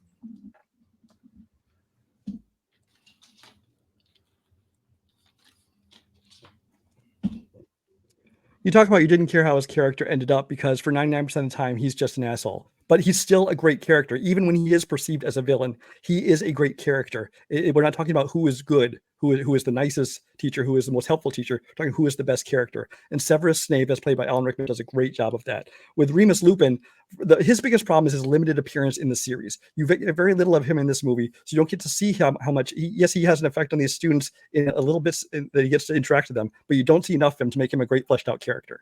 Time. Okay. Good shit, guys. Oy vey. Oy vey. While we're all writing down our answers, I watched Rocky 5 today. That movie fucking sucks. There used to be a bit. I'm sure Cody knows this. Bill Simmons, the Massachusetts, the guy, sports guy, the guy. He used to do cartoons, and one of the cartoons was he went to a store to buy a Rocky box set, and he's like, "I just want to pay for the first 4 because this is like in the late 90s. I don't want Rocky 5. I don't want that anywhere near me." He's like, "You have to pay for the whole thing." So he gets it, and then he takes out the DVD and has his friend jump on like the register or whatever and give it like a people's elbow and smash it to shit in front of everybody. Explain how much he hates Rocky 5. That's hilarious. You guys ready? Yeah. I believe we are to Mark starting first. Cody, right? You started first last time? Correct. No. You would have, yeah, because it's Yes. the 6th one. Yeah, this is the 6th question. So yes. Okay, so go ahead, Mark, whenever you're ready. All right. Yeah, this one's pretty close. I think at the end of the day, I can't think of the name of this one. So I just went with Brian. Wow. Yeah. I just kind of feel like in the case of kind of attacking, I feel like just in case attacking the question, kind of building up who is the better character. I feel like Brian just, at least for me, just did a better job in that. So I still have a ton much to say. So just go ahead and take it. All right, Cody, you're next. What's up? I couldn't disagree more with Mark. I went with Robert. I think Brian did his best, and you could see him do his best, but I think he was trying to run uphill with roller skates. He did the best. He tried to paint it in the picture about like saying what the true thing is, and like he did a really good job in his opening, and then Robert just sliced it down. Like those moments that you talked about don't really matter until after the fact that he's gone. You don't get to see that side of him. And I think Brian did a real good job trying to recover, but I just didn't hear any real takedowns on Lupin at all, which I don't think you would technically have to, but like when you're giving me positives on a character and I hear nothing negative, it's hard for me to vote against that character. So I had to end up going with Robert. All right. I agree with one of you and disagree with one of you. Whoa. Shocker. Because you guys voted differently. No, I thought this was great. I agree with Cody that it seemed like maybe Brian was itching for something in the first part, but then I thought Robert kind of stumbled in his second part. So I thought we kind of evened out on that front.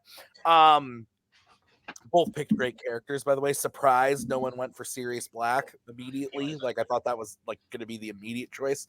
So I thought that Brian did do a good job of talking about Snape's villain, like how you see he oozes villain, the performance is good, and then by the end you realize all this other stuff. And I thought that Robert's takedown of like, that's fucking stuff you see through the pensieve, and you don't know it until the very end.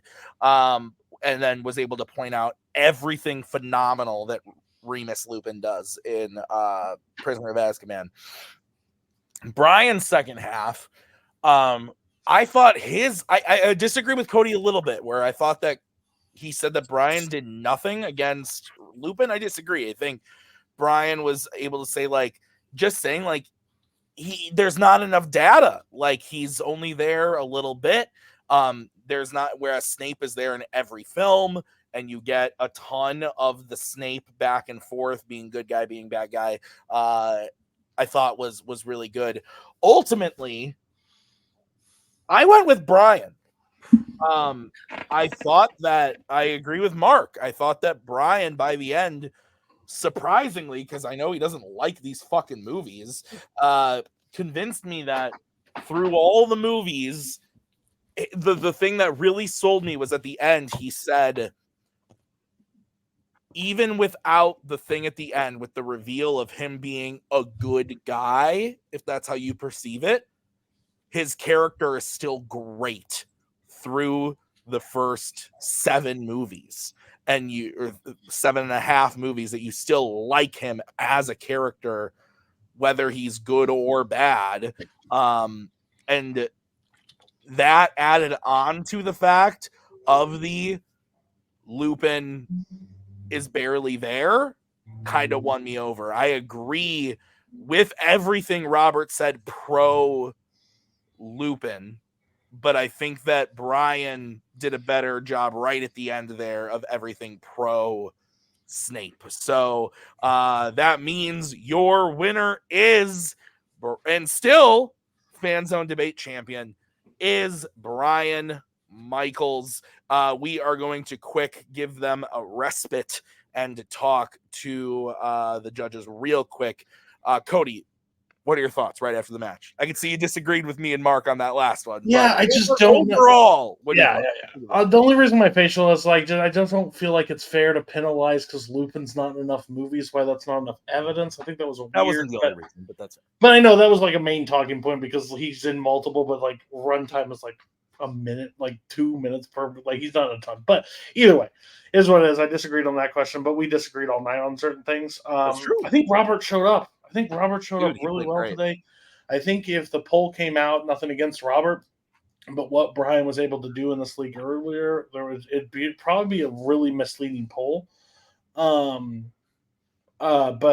no, Robert came to play. He prepped. He did really good. I think he made some mistakes on the overall choices. But I think that's just what's going to happen because when you get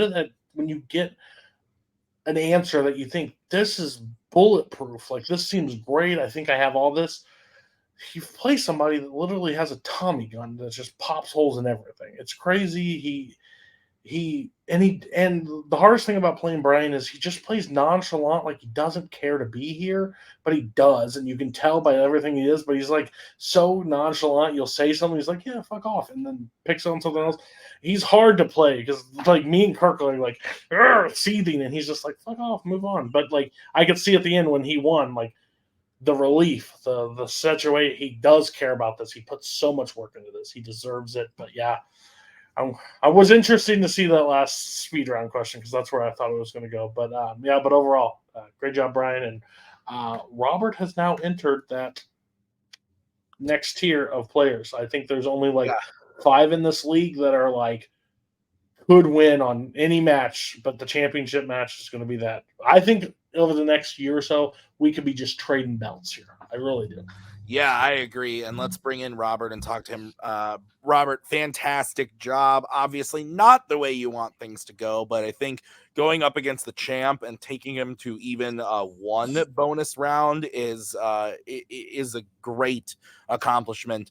And I thought you played really fantastic. I agree with Cody that I think that we can confidently say you are now in this top echelon of Fanzone debate players that can come in and really pack a punch.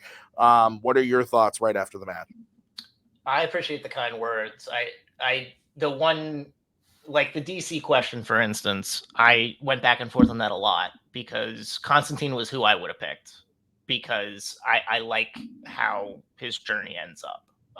And when you look at other heroes, I just kept thinking about how non-bulletproof they are and how much they could be. I knew what I picked was a risk as a hero thing. That's why I tried to set the argument as I did, but then I got lost, and I should have been steadfast in that. And that was my fault. I think that's where the match kind of turned a bit.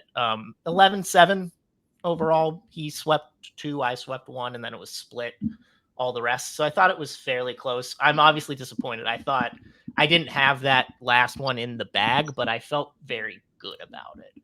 So not getting it is kind of a cut at the knees, but you can't go in expecting anything. I felt like I wanted to get to the speed round because I thought my ability to improvise on the fly would be very beneficial here. It has in the past, even though I'm 2-2, I think, in speed rounds though. But like, you got to give hats up to Brian. He decimated me in like a few different ways. I tried to do my best with regards to that. It is hard to keep your attentions at everywhere and be as energized. I mean, I stay up very late watching Misery and stuff because I like the context of being able to argue. Tim gave me the point because I watched Misery and I was able to put in those scenes. Otherwise, I wouldn't have known that. But hats off to Brian. He's a great competitor. He's a great champion. He went through that gauntlet. And I appreciate you all for putting this on and for your kind words with regards to how I played. Because I think for the most part, I was fine. I think I stumbled a bit. And I wish I could get that back. But here we are. Robert, it's all a learning thing. Let if we're being honest, the last your first little run, you won a couple matches and then you were out of the picture. Then you came back and you got to a contender match and you lost. And then you came back again and you won a contender match. The fighter, and now you lost in the title match. So if history is proving anything, your next run, you're going to make it to a title match and win the title. But the fighter I played, not that guy in here anymore. I'll tell you that much. Like you are in that top 5. So just keep working and you'll be there. Thank you, buddy. Well, Robert, congrats. Even with a loss today, I think Nick and I were talking about this the other night. I think you're pretty much a lock at this point for Multiplex Player of the Year. Really impressive stuff across the board. So congrats on the match. Well played. We'll see you next season. I look forward to seeing you then. But let's move over to our winner tonight, Mr. Brian Michaels. Brian, you set out to just get that one defense, and it's happened. So are you going to drop the belt, or will you make Kirk and... Oh, no, I'll keep defending as long as I can. I'm just saying I wanted to make sure I had at least one. Didn't want to be just... Didn't want to be I don't want you to step away. No, I'm announcing. No. No, I'm going to keep playing this, obviously. As far as this match, I will say of this title picture, Robert was the one I was most afraid of because I think that he was kind of the clear best debater. I mean, anything can happen in any given debate. You don't know what'll happen, but he was kind of the one that I feared making it here, and he did. But honestly, I'm glad because I'd rather have a good debate that I lose than one that's kind of sloppy and win.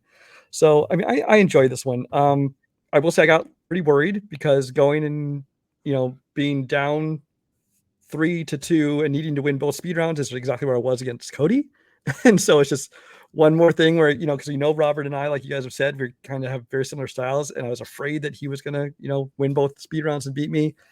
The first one turns out to be Wizarding World, which is like, fuck me. And I normally take a lot of time to kind of choose my speed round choice just to kind of make sure I'm picking the best one. But this one, I kind of had to spout one out because I don't know a whole lot about many of these characters. I kind of knew enough about Severus Snape to do it, but not enough about the others. You want to know why I checked the screen time of Lupin? Because I don't remember much else about him, honestly. Couldn't tell you much else. He became a wolf. That's about all I know about him. But I mean, it was fun. I think that I was helped by that DC question where he kind of, like he even said, took a risk. And Cody made a great parallel to me and the Jojo Rabbit question. I kind of did the same thing. I took a risk which could pay off or it could really not, and it didn't work for him. And I think that, that point made all the difference, because going into this, I don't know if I would have been able to win both of the speed rounds again. But yeah, lots of fun, and I'm sure he's another one we'll be seeing again. Yeah, Brian, this does mean, like you said, you were going to play again later on this season, which will be at the final act. You will be at the main event for the end of the year. And here are some names. I started to say them, and then I was cut off by you congratulating yourself. I'm sorry. It's okay. Brian, these are your options. You are going to be playing either Kirk Kowalkowski, Cameron Holtzman, Jacoby Bancroft, or Nazario Montenegro. All people who have challenged or held this title are coming for it. Thoughts? Well, 3 of them I just beat in my last run. Oh, yeah. So I think I'd prefer to face Jacoby, both because just to be a new experience, but also because I think he'd be a lot of fun to debate. But any of the other ones, could be good. Kirk obviously is going to be a front runner because he's, held the title before. And I think I barely, skimmed by beating him on the time I beat him. And Cameron and Nazario, I'm sure will be out for revenge if they make it this far, and they'll have a fire out of them that'll make them better debaters too. So, but if I had my druthers though, I'd want to do Jacoby. All right, fair enough. Brian, congrats on the win and the retaining the title. We will see you at the final act. I look forward to it. Let's get final thoughts from Mark. Oh yeah, no, this was a pretty good one. I think you had mentioned kind of before, at least about kind of at least in the last couple matches when we've had Cody and Kirk in here, just got a bunch of people yelling, and that same thought I thought kind of Robert was kind of a neat. I think matched up well in Brian in that one, because I think whenever you talk about Brian just kind of letting the match come to him and kind of brushing stuff off, I thought kind of Robert, at least over the course of him doing it kind of done the same thing, and I feel like I think played pretty well, at least from that one. Of course, he had a couple of those slip ups, at least notably on the DC character question, but most part, I think he's still played pretty hard. And honestly, I feel like he definitely had to make Brian work for a lot of these. I think also landed a lot of good blows on Brian throughout the match. But now Brian just proven why he's just he is just kind of became another one of those notable people in this division, and proving he's just going to be a problem for however long he decides to keep playing. Yeah, absolutely. All right, well, that's going to do it for us tonight here at Fanzone Debate. Thank you to Cody and Mark for judging this one with me. Thank you to Kirk behind the scenes for helping with questions and whatnot. I have been Tim. We will see you guys next time with another great match. Until then, have a great night. Bye. There we go. Thank you very much. Please come again. We have a lot more groceries.